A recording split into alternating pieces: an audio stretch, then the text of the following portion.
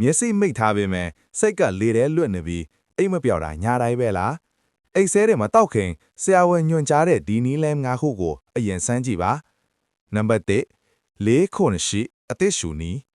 နှာခေါင်းကနေ4စက္ကန့်လေးရှူသွင်းပါ9စက္ကန့်အောင်ထားပါပါးစပ်ကနေ10စက္ကန့်လေးပြန်ထုတ်ပါဒါကတင်းအုံနောက်ကိုအနားယူတော့လို့အချက်ပေးတဲ့ခလုတ်နေလိုက်တယ်လို့ပါပဲ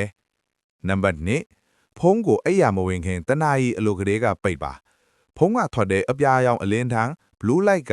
အိပ်ဆက်ခြင်းကိုခက်စေတဲ့ melatonin ဟော်မုန်းကိုဟန်တားပြလို့ပါနံပါတ်3ညနေ4နာရီနောက်ပိုင်းကော်ဖီနဲ့လက်ဖက်ရည်မတောက်ပါနဲ့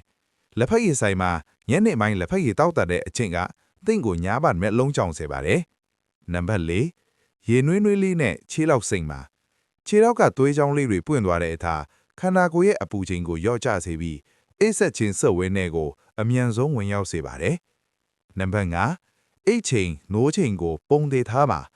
ပိတ်ရက်ထစ်အလုတ်အားရက်ထစ်တစ်ချိန်ထဲမှာအိပ်ရဝင်တာကသင်ခန္ဓာကိုယ်ရဲ့ဇီဝနာရီကိုပို့မှန်းစေပါတယ်ဒီညကစပြီးဒီနီးလိုင်းတွေကိုစမ်းကြည့်လိုက်ပါနှစ်ချိတ်အိပ်ပျော်နိုင်ကြပါစေနောက်ထပ်ကျမ်းမာရေးဗဟုသုတတွေအတွက်အာရောဂျန်ကို follow through ထားနော်